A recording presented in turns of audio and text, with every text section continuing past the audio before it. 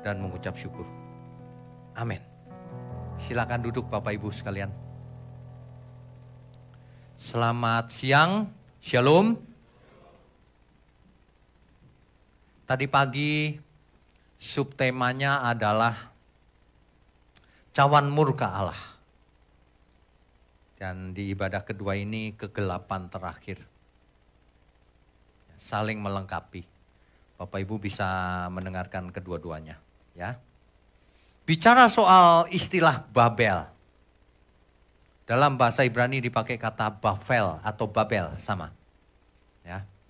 Di dalam bahasa Yunani disebut Babylon. Makanya ada istilah Babilonia, ya. Di dalam bahasa Babilonia disebut Bab-ili.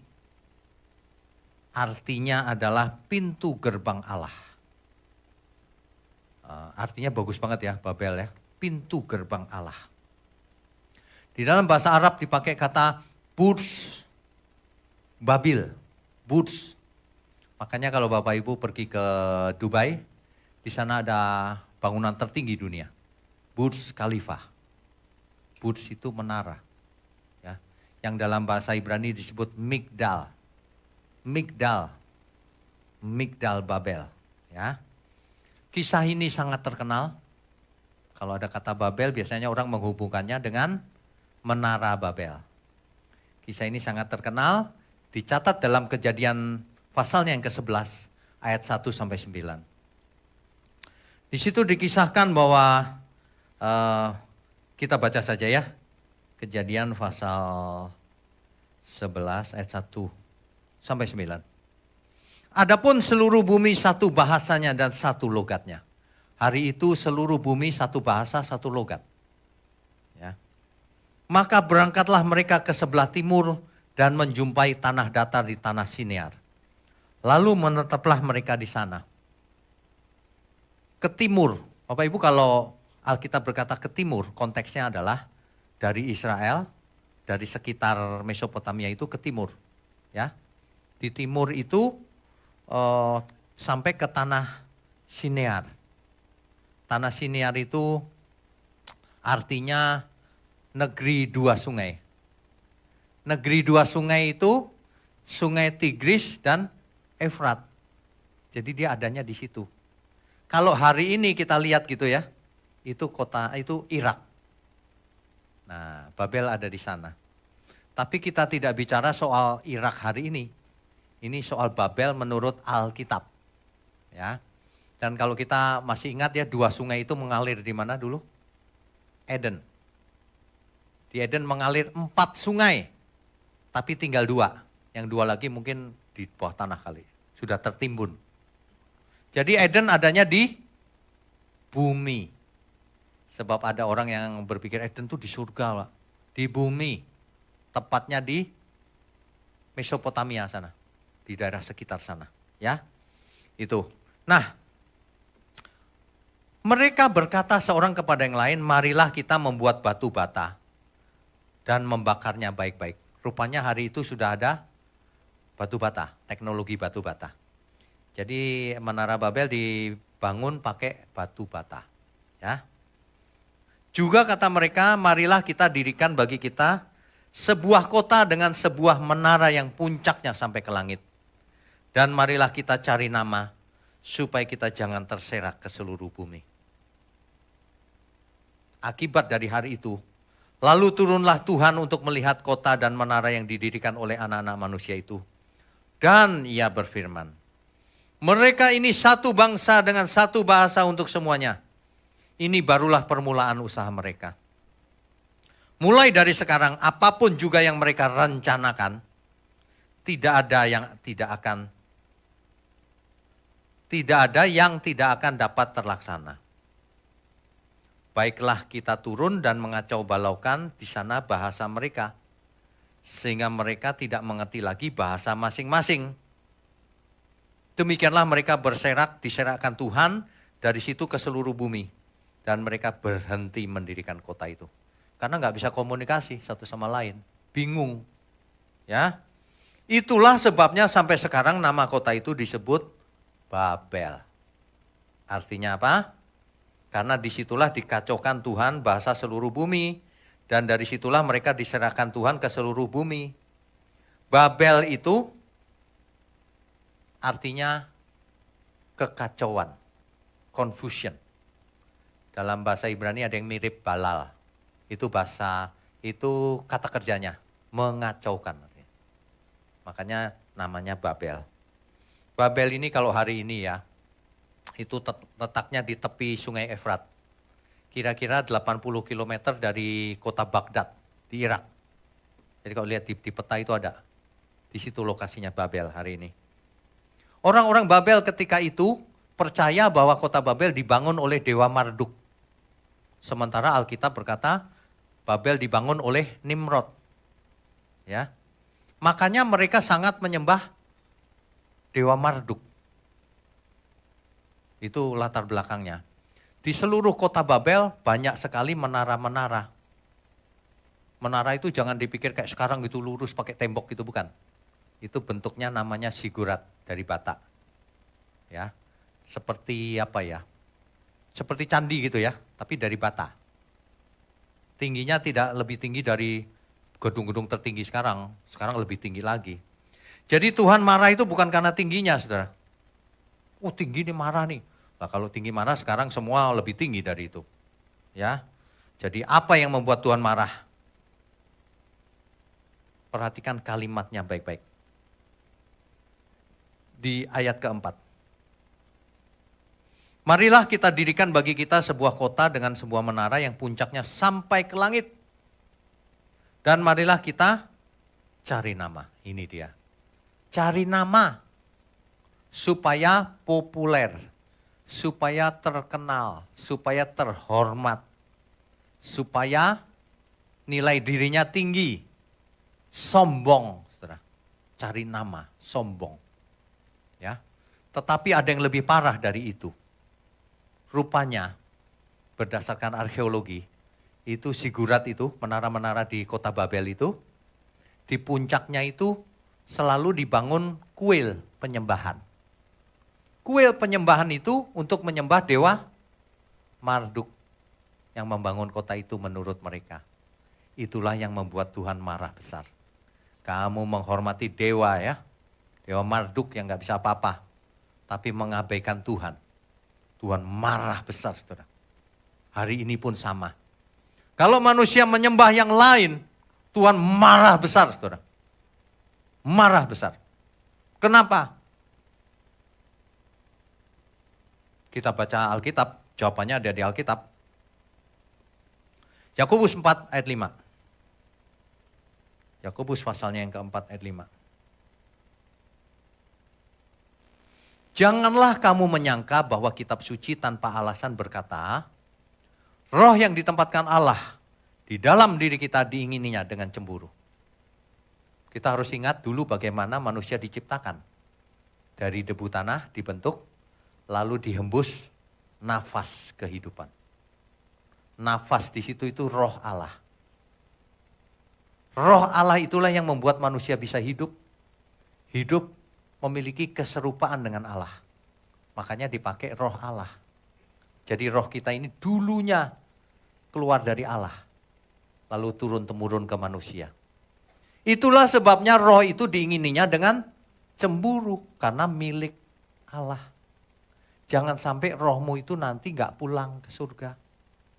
Jangan sampai rohmu itu nanti rusak. Jangan sampai. Makanya Allah adalah Allah yang cemburu. Cemburunya bukan seperti cemburu manusia itu. Ingin memiliki dengan segala cara, bukan. Cemburunya Tuhan itu supaya kita semua selamat. Kamu jangan nyeleweng. Kamu jangan selingkuh. Jangan tidak setia. Kamu menyembah yang lain. Itu tidak setia. Di kitab Yakobus juga dijelaskan. Hai kamu orang-orang yang tidak setia. Itu teks aslinya enggak gitu. Hai kamu para pejinah. Orang-orang yang berjinah, laki-laki, perempuan semua sama saja. Berjinah di situ bukan pengertian berjinah secara umum. Berjinah dengan selain Tuhan. Tidak setia maksudnya. Berjinah dengan dunia. berjinah dengan setan. Padahal kita semua milik Tuhan. Makanya kekasih jiwa kita cuma Tuhan harusnya. Kok selingkuh? Banyak manusia seperti itu hari ini. Mestinya menyembah Tuhan. Dia menyembah Mamon. Dia melakukan hal-hal suka-suka sendiri.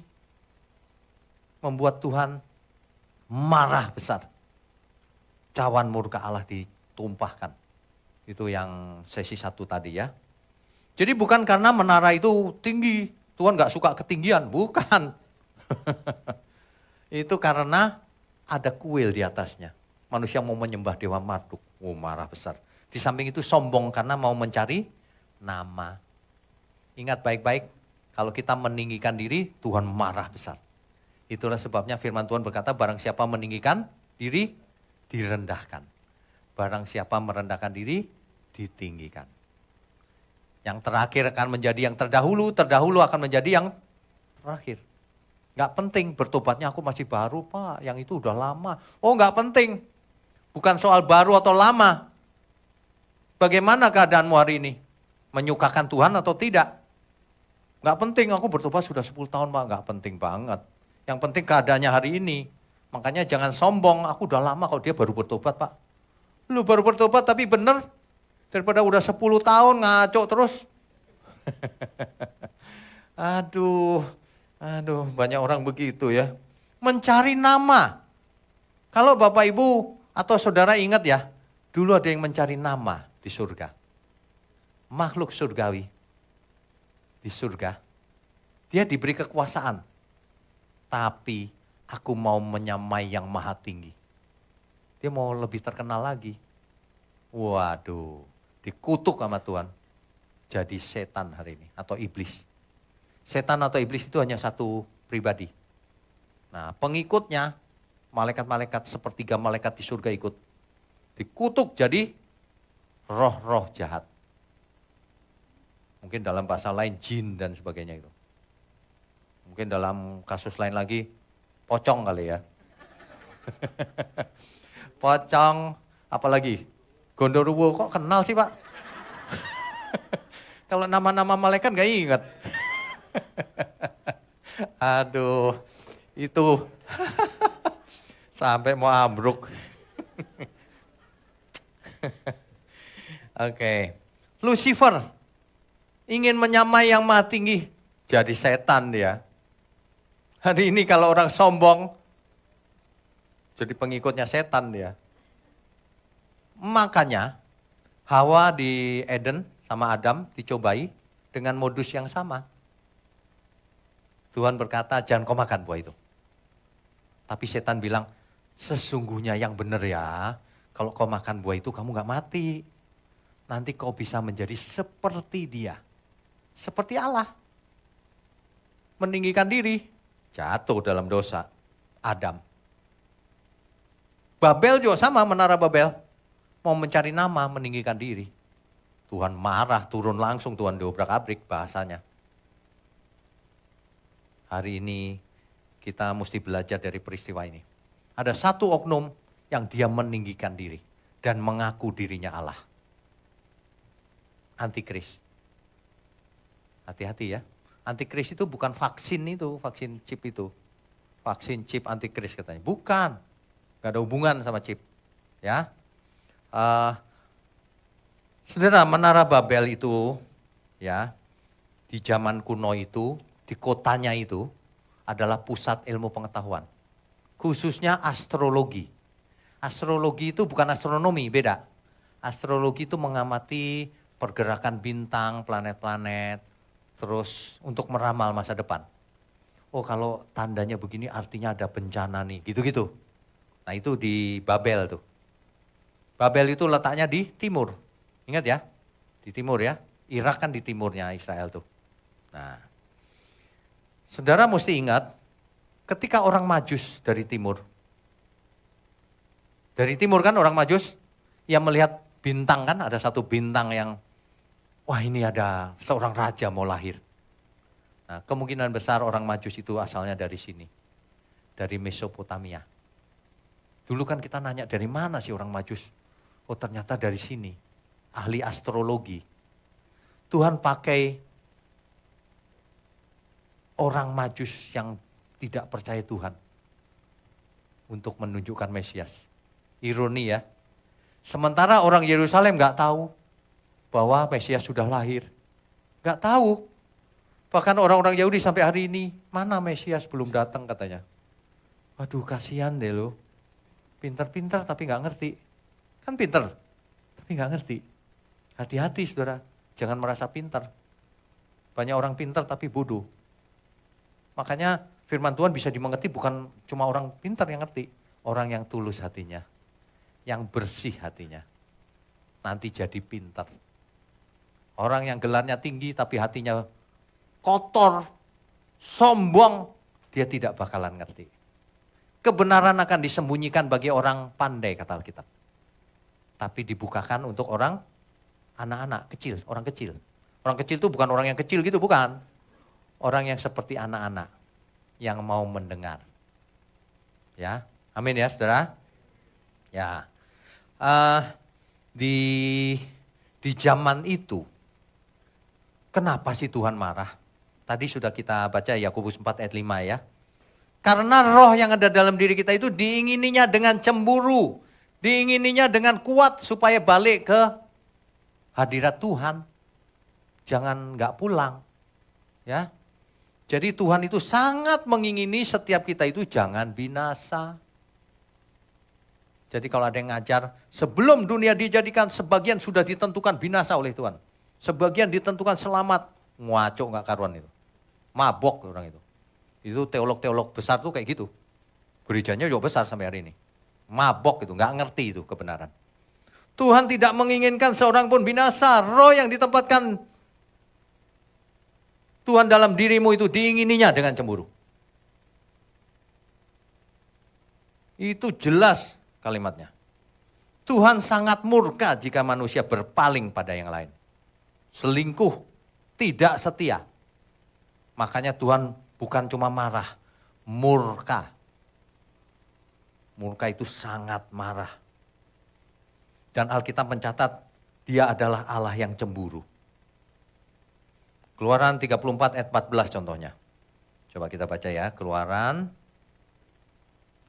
pasal 34 ayat 14.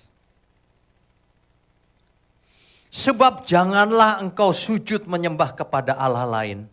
Karena Tuhan yang namanya cemburuan, namanya aja cemburuan, adalah Allah yang cemburu. Saudara mesti mengerti, cemburu di sini bukan cemburu bagaimana. Cemburu di sini supaya roh kamu itu selamat. Jangan ke yang lain ya. Jangan tidak setia. Itu cemburunya Allah itu begitu. Rasul Paulus memakai istilah cemburu ilahi. Cemburunya cemburu ilahi. Supaya kamu selamat. Itulah sebabnya 10 firman Tuhan di firman yang pertama.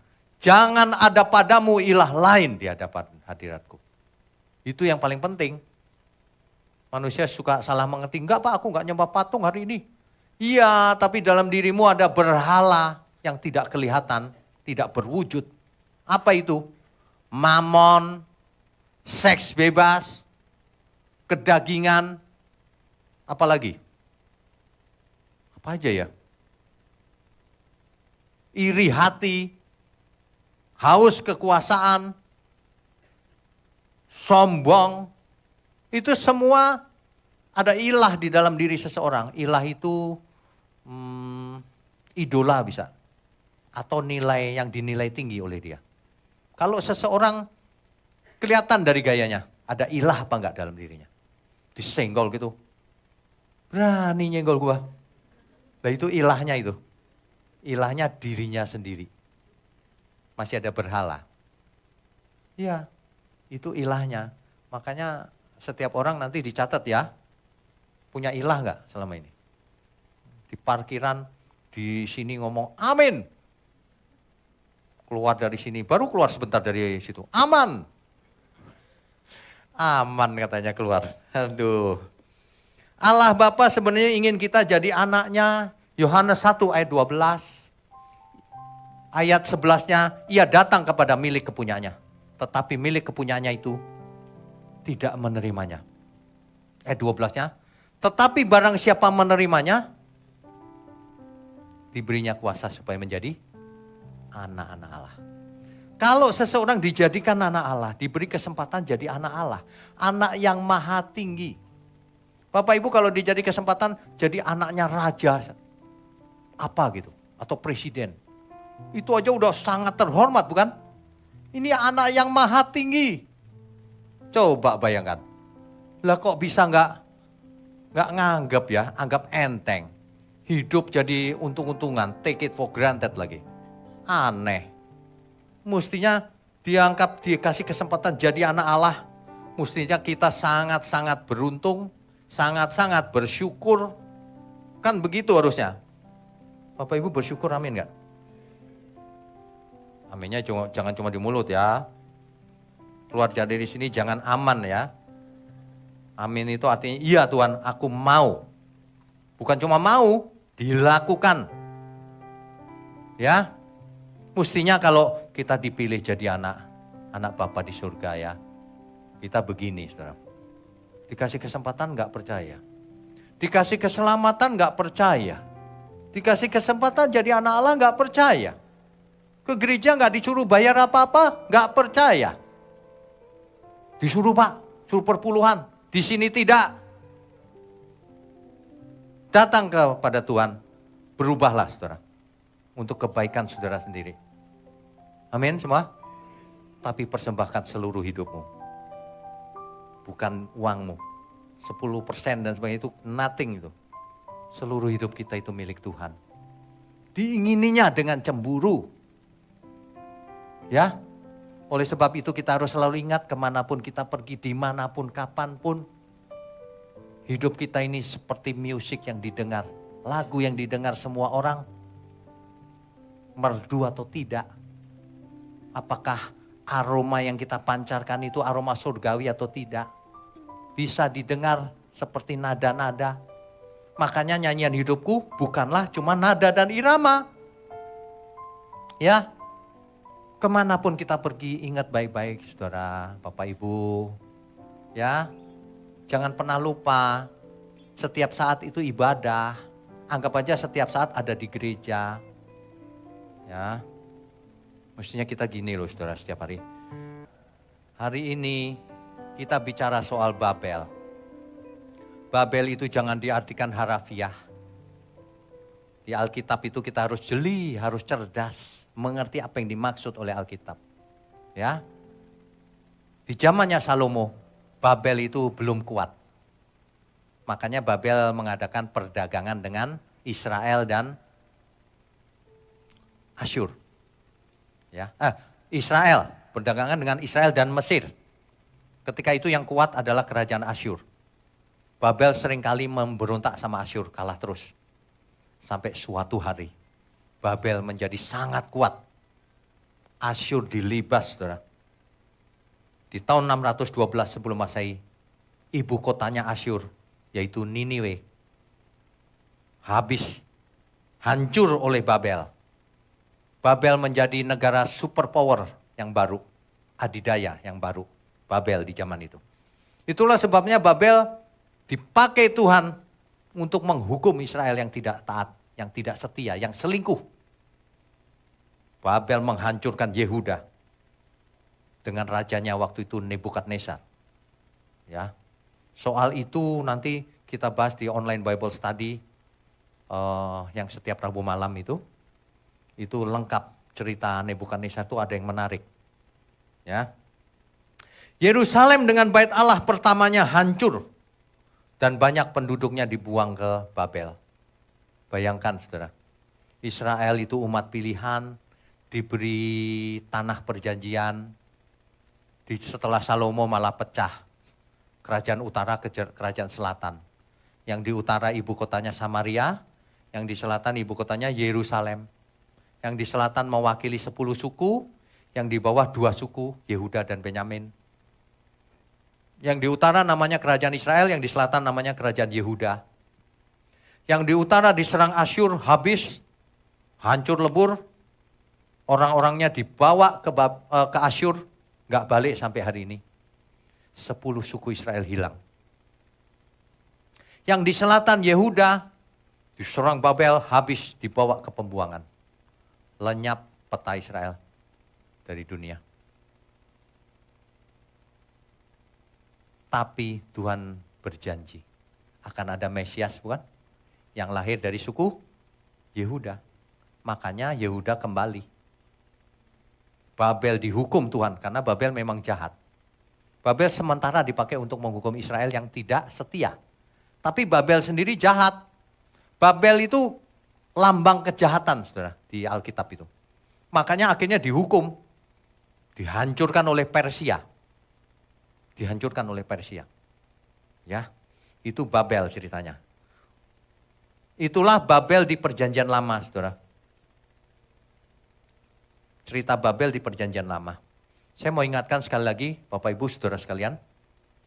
Kalau kita belajar dari Perjanjian Lama, jangan berhenti, sudah selesai nih kesimpulannya begitu. Belum.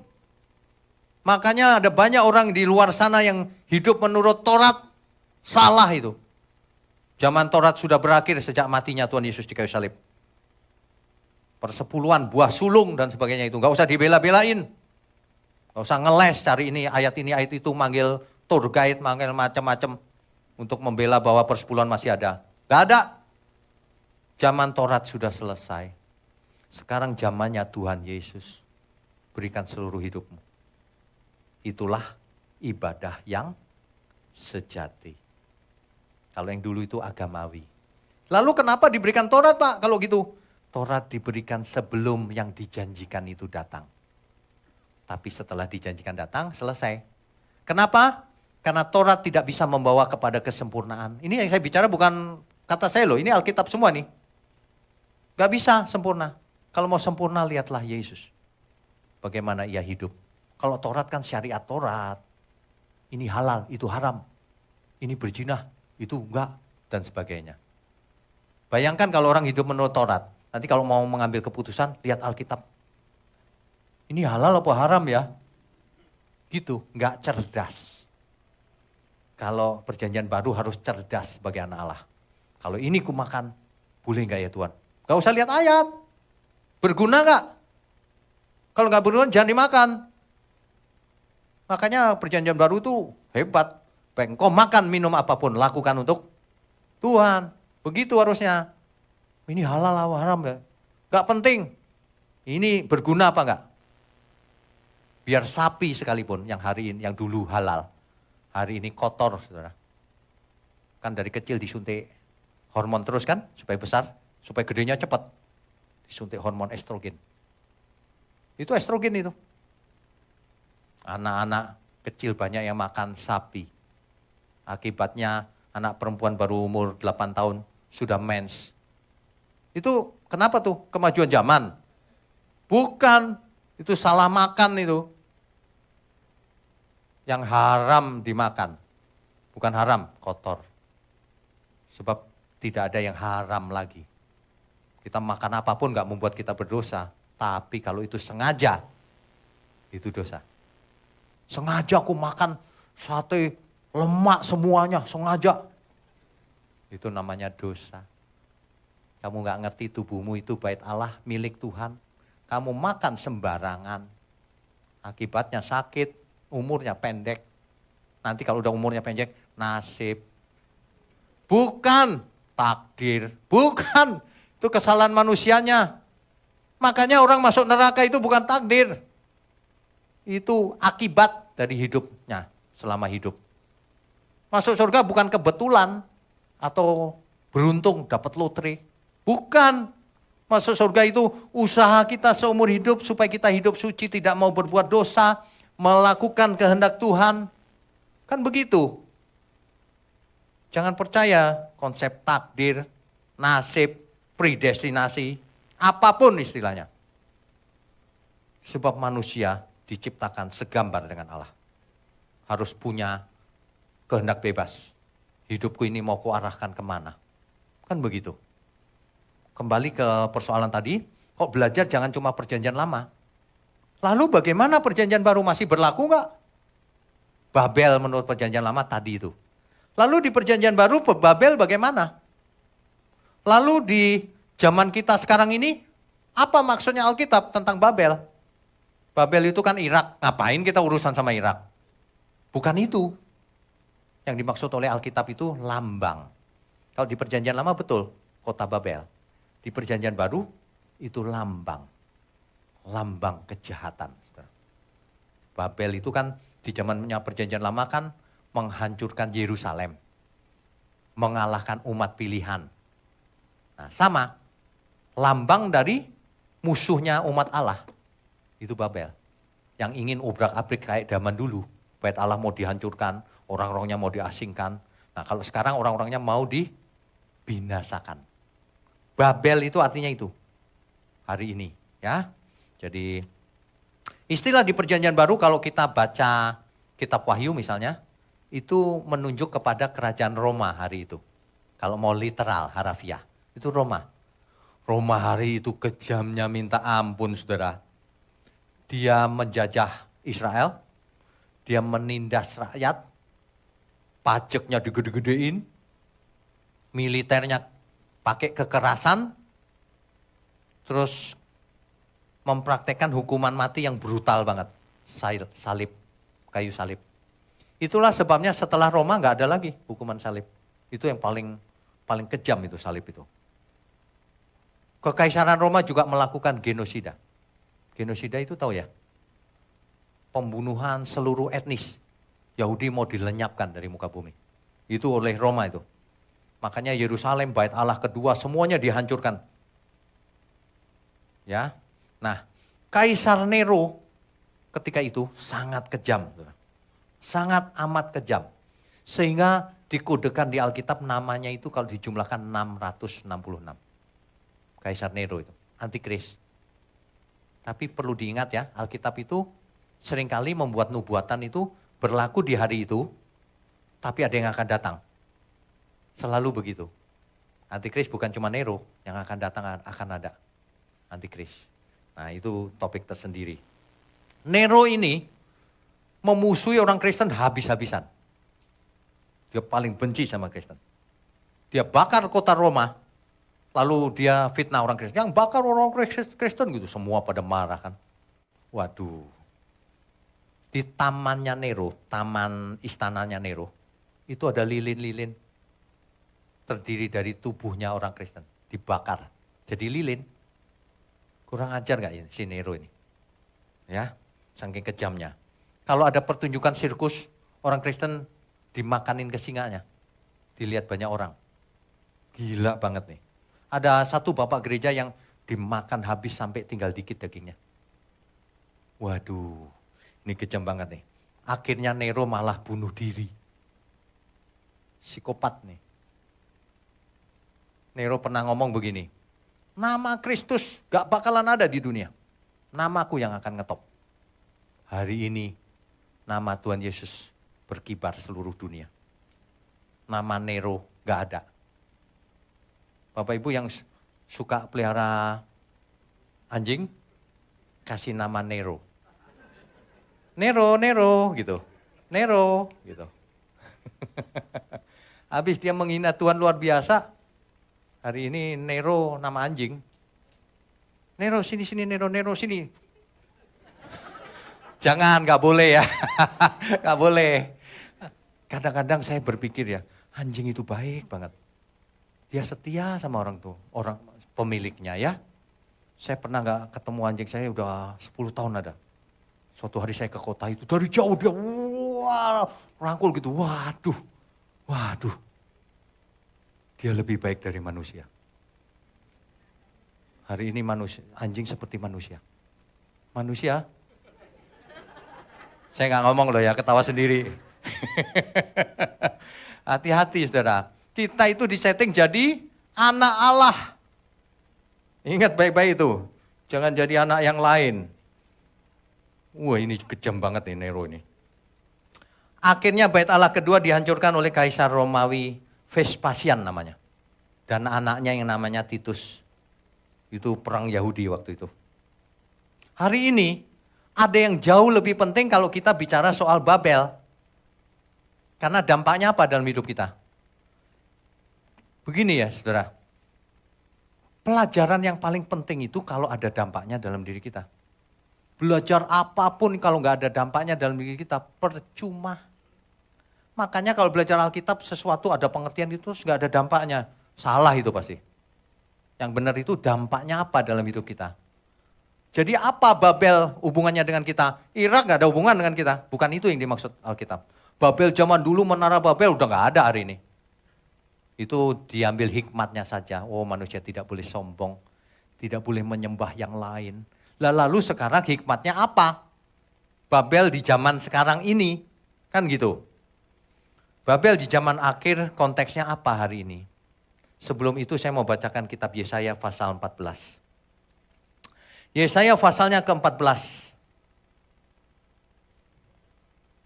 Kitab Yesaya itu waktu itu adalah zamannya Raja Babel yang namanya Nebukadnezar, saudara.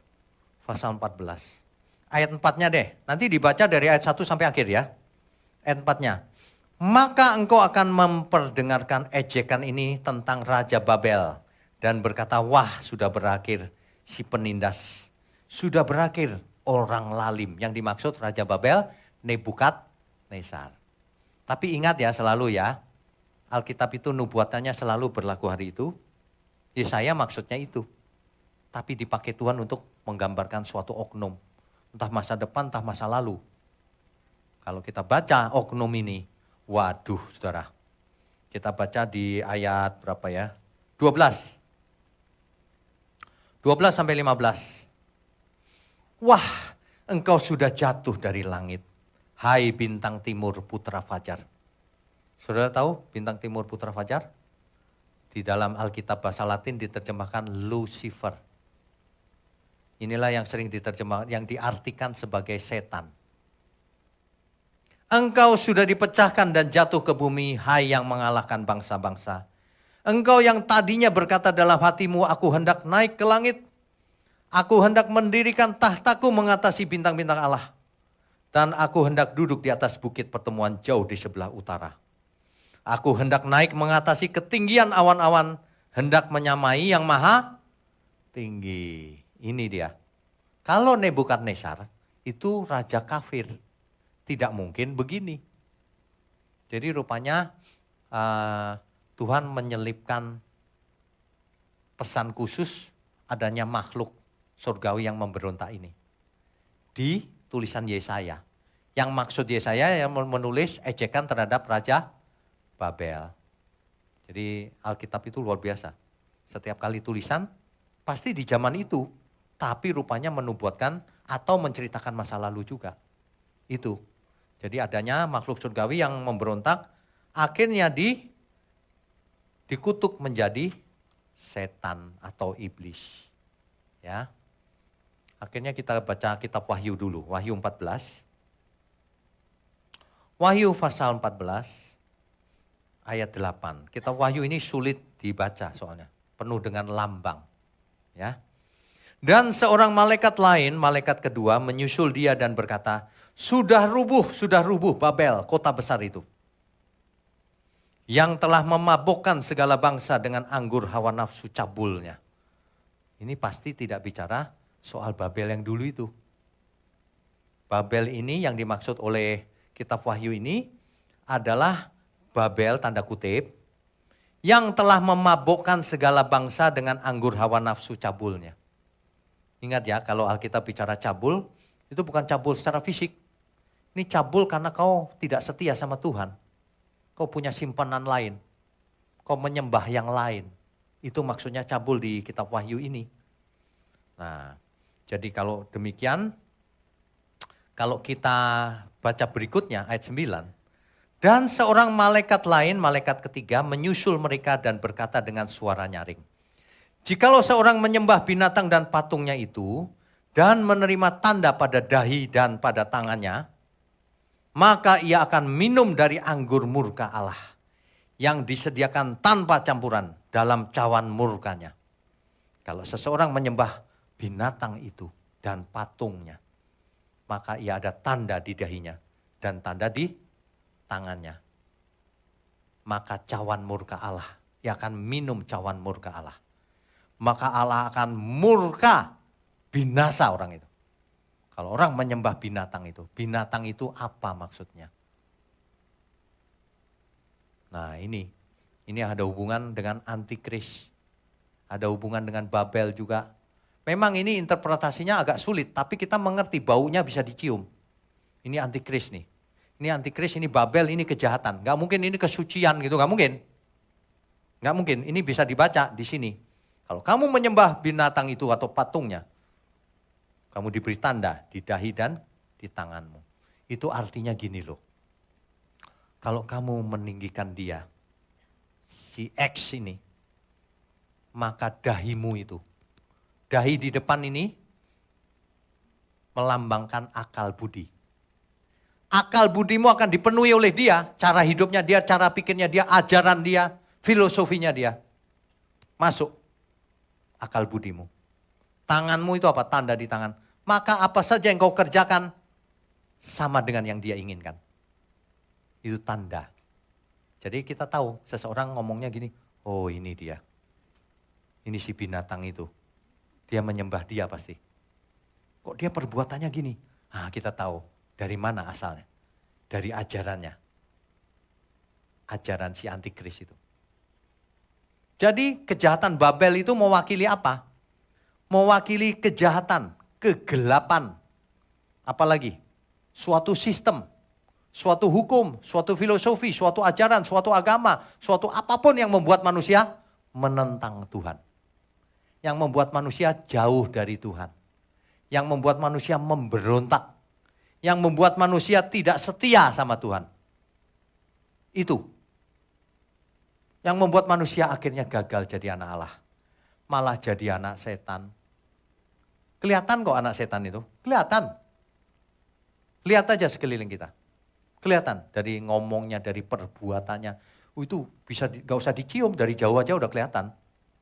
Waduh, jangan sampai kita bau sedikit gitu-gituan. Makanya ya, perintah Tuhan Yesus apa? Jadilah garam dan terang dunia. Sebab banyak kegelapan, kamu harus jadi terang. Supaya orang melihat terangnya Tuhan yang ajaib itu bekerja dalam diri kita. Jadi terang kita. Terang itu apa sih? Terang itu menyinari kegelapan. Kegelapan tidak berkuasa atasnya. Kalau kita jadi terang, maka kita menguasai, menyelamatkan, mengatasi kegelapan.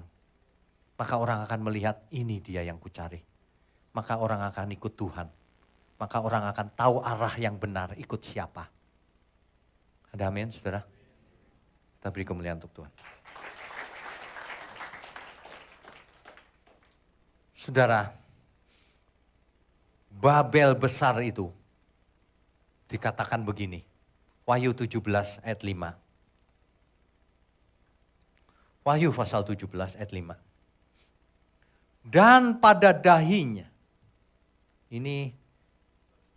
dan pada dahinya tertulis suatu nama, suatu rahasia, Babel besar.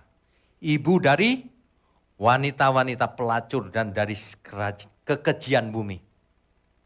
Kejahatan itu digambarkan seperti pelacur. Dia berusaha menarik orang supaya ikut dengan daya tariknya, tapi ujungnya maut. Kekejian bagi Tuhan. Pelacur itu bukan pelacur secara fisik, itu bukan. Ya, ini metafora bahwa kejahatan, kegelapan itu seperti pelacur. Dia menjajakan diri, dia menarik perhatian supaya orang jatuh. Itu dipakai lambang pelacur, Babel besar itu. Jadi Babel di sini tidak bicara soal kota Irak atau Babel yang zaman dulu Mesopotamia itu, bukan. Ini ada sesuatu ini. Sesuatu yang membuat kekejian bagi Tuhan. Ya. Nanti dibaca sendiri ya. Di kitab Wahyu itu kalau secara literal harafiah maksudnya kerajaan Roma. Tapi tentu saja ada arti yang lebih mendalam. Babel besar itu kejahatan di mata Tuhan. Kekejian di mata Tuhan. Nanti dibaca Wahyu pasal 18, saudara. Di situ dijelaskan itu. Yang berbuat cabul. Hai orang-orang kudus, tinggalkan mereka. Itu. Supaya apa? Supaya kelihatan bahwa orang kudus itu memisahkan diri. Bukan ikut si pelacur itu. Tidak hidup dengan caranya Babel besar itu. Begitu saudara. Nanti dibaca ya pasal 18-nya. Jadi Babel di perjanjian baru ini yang sangat relevan dengan hidup kita ini artinya suatu kekuatan jahat. Suatu filosofi, aliran, ajaran yang membuat kita akal budinya miring, saudara. Mengenakan tanda di dahi dari binatang itu. Dari si jahat itu, dari antikris, dari iblis, apapun namanya. Sehingga orang bisa berpikir, pola pikirnya, mindset si jahat itu. Itu. Bentuknya bisa suatu aturan, suatu ajaran, suatu sistem, suatu macam-macam. Setan itu licik, dia berusaha dengan segala cara agar kita ikut si pelacur besar itu. Babel besar itu. Sehingga hidup manusia itu jadi kekejian di mata Tuhan. Hati-hati itu saudara. Bentuknya tidak kelihatan berupa patung. Kalau patung gampang. Kalau pegang patungnya banting aja pecah. Ini enggak kelihatan. Dan ini menyebar ke semua orang tanpa manusia itu berasa.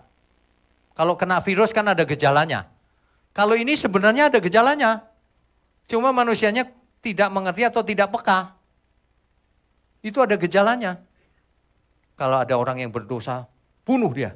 Wah itu gejalanya udah jelas tuh. Itu nggak mungkin dari Tuhan. Kalau lihat orang lain, kafir kau. Nah itu udah jelas dari setan itu pasti. Karena Alkitab berkata apa? Jangan kau katai saudaramu kafir. Atau bodoh atau apapun. Kalau kamu mengatai saudaramu kafir, kau dibuang ke api kekal. Ajaran Tuhan Yesus begitu saudara. Kelihatan tanda di dahinya itu kelihatan. Tanda di tangannya juga kelihatan. Apa yang kita lakukan? Memberkati banyak orang. Supaya orang selamat. Ada amin? Saudara ingat ya hari ini ya. Kenakan tanda di dahi. Dan tanda di tangan. Belajarlah kebenaran. Firman kebenaran yang benar. Sehingga kau bijaksana sebagai anak Allah. Dan lakukan. Kelihatan. Tanda di tangan itu melakukan maksudnya. Apa yang dilakukan. Supaya kita tidak terjerumus kepada Babel ini. Babel ini memberontak kepada Tuhan. Antikris, si iblis, setan, roh-roh jahat, semuanya itu. Babel ini berusaha menjatuhkan manusia dengan segala cara. Dengan memberikan tawaran-tawaran yang menarik. Supaya manusia jatuh. Di kitab Wahyu ditulis suatu tanda di dahi dan di tangan. Wahyu pasal 14. Wahyu pasalnya yang ke-14 ayat 1. Dan aku melihat sesungguhnya anak domba berdiri di bukit Sion dan bersama-sama dengan dia 144.000 orang dan di dahi mereka tertulis namanya dan nama bapaknya. Rupanya orang-orang kudus itu di dahinya ada tertulis nama anak domba itu. Siapa anak domba itu? Tuhan Yesus. Dan nama bapaknya. Siapa itu? Bapa di surga. Maksudnya mindsetnya, mindset kebenaran. Sesuai dengan kehendak Bapa dan Tuhan Yesus. Itu maksudnya. Itulah mark of the lamb. Tanda anak domba. Itulah tanda anak domba, mark of the lamb. Sedangkan lawannya adalah ayat 9. Dan seorang malaikat lain, malaikat ketiga, menyusul mereka dan berkata dengan suara nyaring, jikalau seorang menyembah binatang dan patungnya itu, dan menerima tanda pada dahinya atau pada tangannya, maka ia akan minum dari anggur murka Allah, yang disediakan tanpa campuran dalam cawan murkanya. Dan ia akan disiksa dengan api dan belerang di depan mata malaikat-malaikat kudus dan di depan mata anak domba, di depan mata Tuhan Yesus. Disiksa habis. Kalau menyembah binatang itu. Ini sebenarnya terjemahannya bukan dan, saudara. Saya bacakan dengan terjemahan saya ya. Dan seorang malaikat lain, malaikat ketiga menyusul mereka dan berkata dengan suara nyaring, jikalau seorang menyembah binatang dan patungnya itu, maka ia menerima tanda di dahinya dan di tangannya. Kita hari ini punya dua pilihan. Satu, mengenakan tanda Mark of the Lamb, tanda sang anak domba, Tuhan Yesus dan Bapa di surga, atau mengenakan tanda sang binatang itu. Pilihan di tangan kita. Jangan cuma pakai mulut, akal budinya diperbaharui, lakukan dengan tangan. Itulah tanda di dahi dan tanda di tangan. Bukan chip, bukan tato, bukan yang lain-lain, itu bukan tanda fisik. Ya. Jangan percaya kalau ada bicara, aku mendengar suara Tuhan, itu chip. Bohong besar itu. Ya. Jangan dengerin lagi orang-orang semacam itu. Kalau ayat-ayat Alkitab berani dipleset-plesetkan itu nggak usah dengerin orang-orang begituan. Membuat rusak pikiran. Jadi makanya akal budi nggak diperbaharui karena itu. Karena salah pilih. Dengan firman yang salah. Kita semua akan mau pulang ke surga ya saudara ya. Ada amin nggak? Ya kalau nggak ke surga kemana lagi? Saya percaya semua orang mau ke surga sih. Kalau orang sampai terjerat dengan Babel ini, dengan segala bentuknya, maka ia sebenarnya hidup dalam kegelapan. Ia hidup dalam kegelapan. Di Yohanes 3 ayat 19, di situ dikisahkan, dan inilah hukuman itu, terang telah datang ke dalam dunia, tetapi manusia lebih menyukai kegelapan daripada terang, sebab perbuatan-perbuatan mereka jahat. Babel itu lambang kejahatan, saudara. Lambang kegelapan juga. Makanya keluar kau dari sana, pindah dari sana. Jangan ikut filosofinya. Maka Yesus berkata pula kepada orang banyak, Yohanes 8 ayat 12, katanya, akulah terang dunia. Barang siapa mengikut aku, ia tidak akan berjalan dalam kegelapan, melainkan ia akan mempunyai terang hidup. Ya. Itu pilihannya jelas sebenarnya. Cuma manusia itu suka tidak percaya. Nggak tahu kenapa manusia nggak percaya. Manusia memang aneh sih.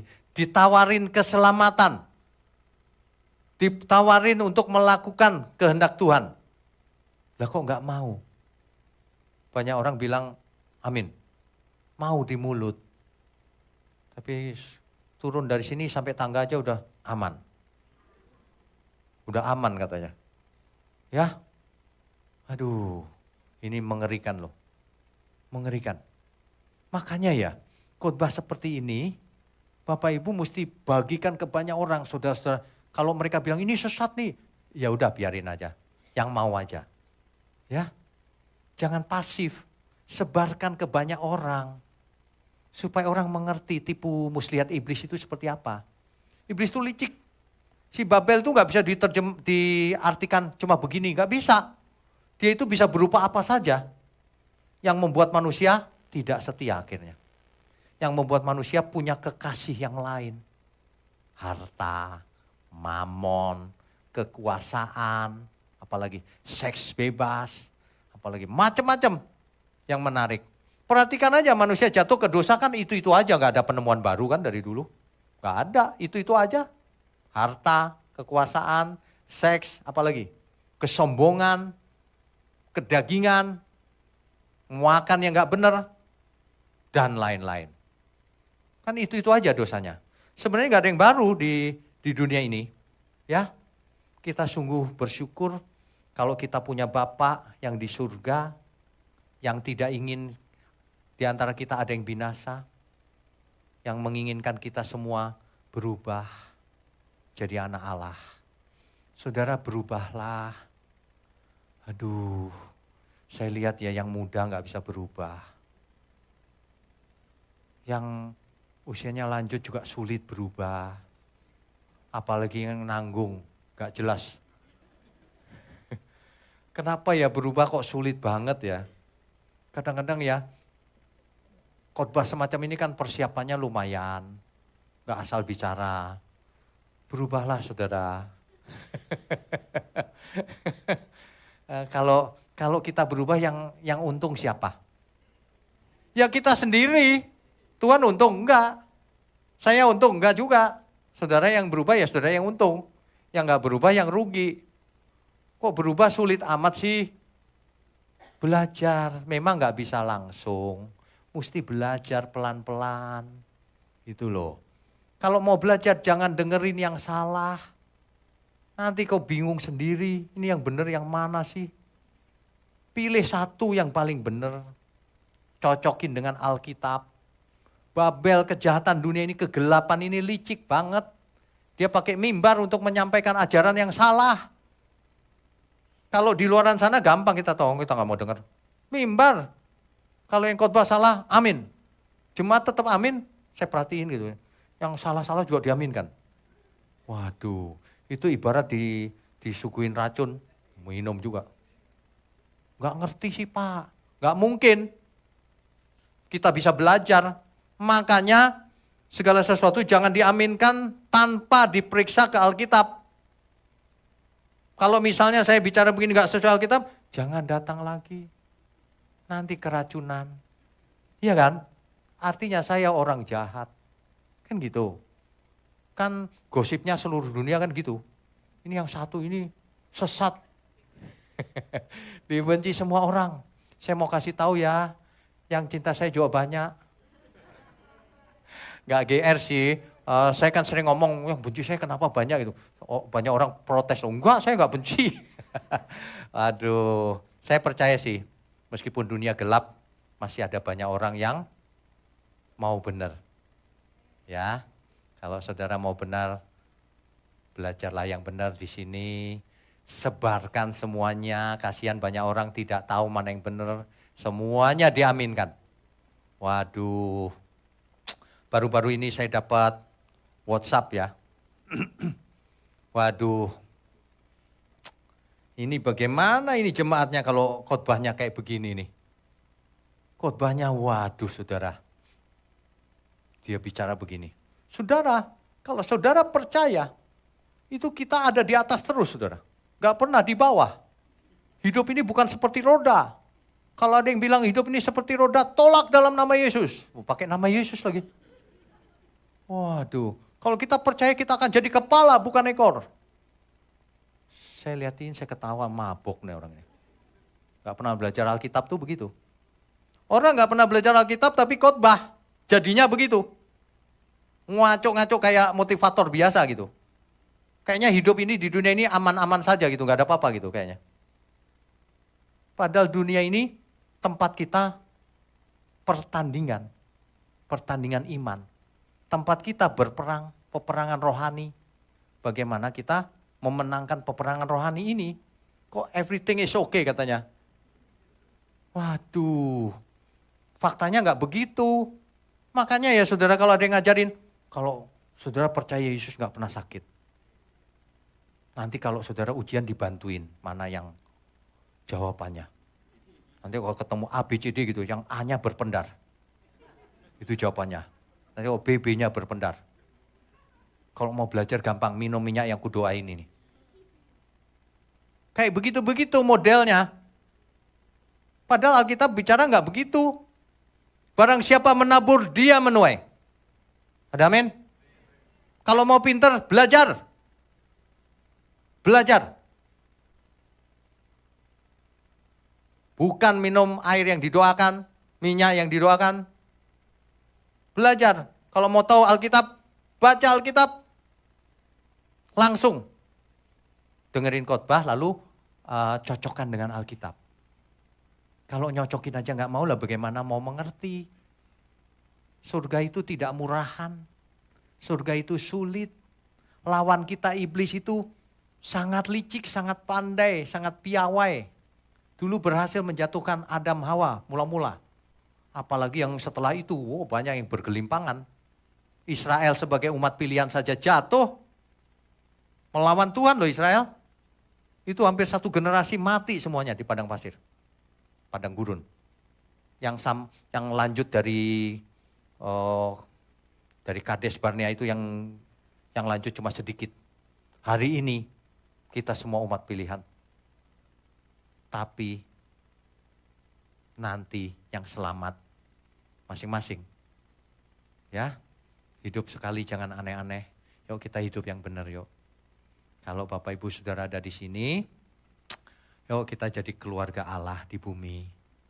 Ya, saling mengasihi, saling menolong. Jangan saling memanfaatkan, saling menolong. Kan begitu harusnya. Kalau ada masalah bisa konseling sama kita. Kalau ada teman atau saudara kita yang kesusahan kita tolong. Kan gitu. Kalau kita pas-pasan ya nolongnya tidak uang. Bisa kita doakan, kita hibur, kita kuatkan. Musuh kita itu gelap, sulit dikalahkan kecuali kita hidup kudus, tak bercacat, tak bercela di hadapan Tuhan.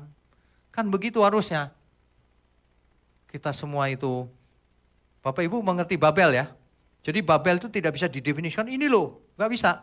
Babel itu lambang kejahatan. Babel itu segala sesuatu bentuknya macam-macam ajaran, apapun filosofi, sistem atau apapun yang berusaha membuat manusia mabok duniawi. Tadi kan disebut tuh di kitab Wahyu, yang telah membuat mabok bangsa-bangsa. Itu akibatnya fatal, yaitu membinasakan. Ingat, kita disetting untuk menjadi anak Allah yang Maha Tinggi. Ya, kita punya Bapa di surga. Ya, ada amin ya. Bapa kami yang di surga, betapa Engkau mulia. Datanglah kerajaanmu, jadilah kehendak-Mu di bumi seperti di surga. Kami anak-Mu di sini, di hadirat-Mu yang suci. Diri-Mu kami hormati di dalam ketulusan dengan segenap hati.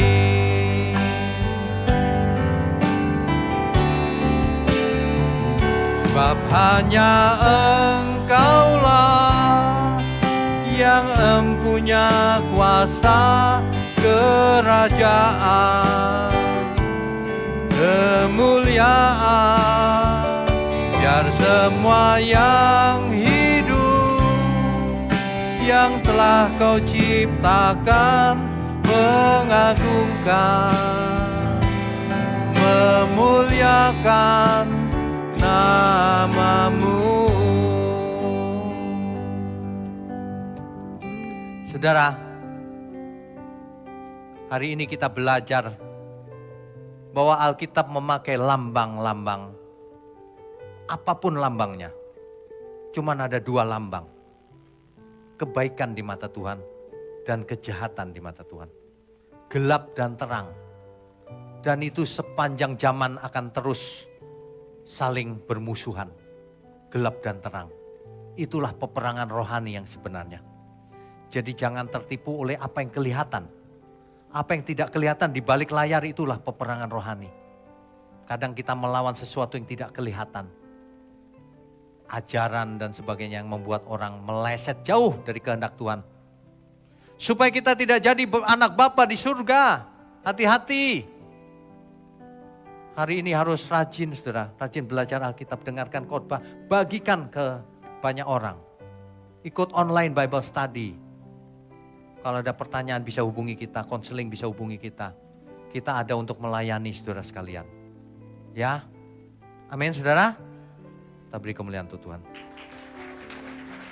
Baik, saya undang semua untuk bangkit berdiri.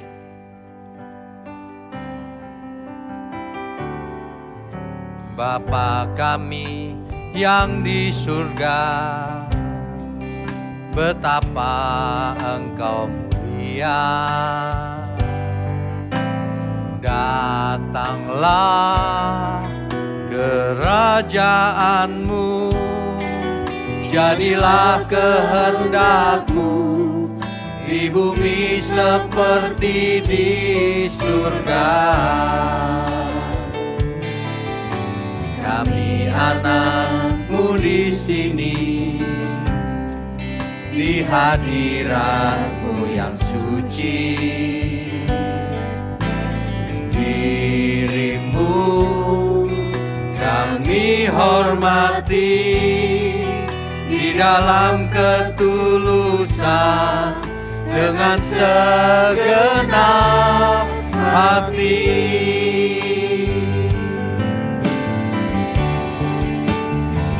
Sebab hanya Engkaulah yang empunya kuasa kerajaan, kemuliaan, biar semua yang hidup yang telah Kau ciptakan mengagungkan, memuliakan nama-Mu. Sebab hanya Engkaulah Tuhan,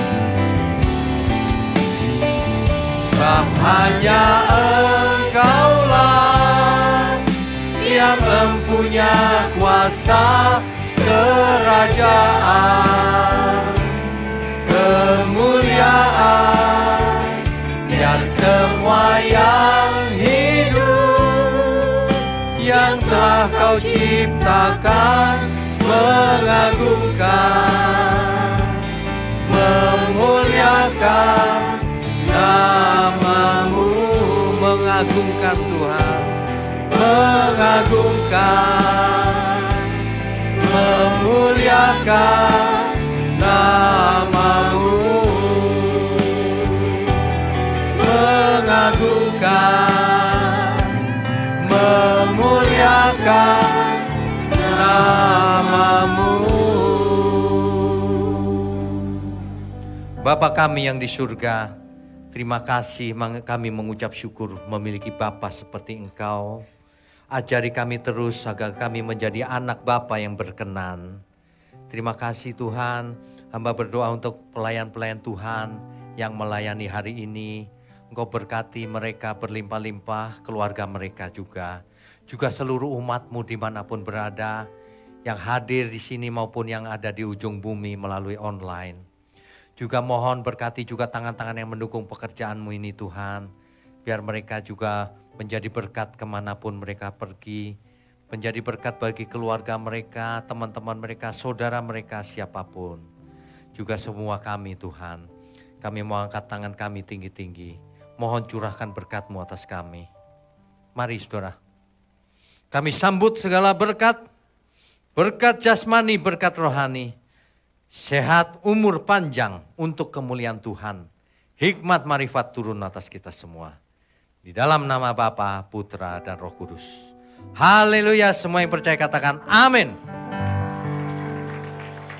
Saudara sekalian, bicara soal kebenaran, setiap orang merasa benar.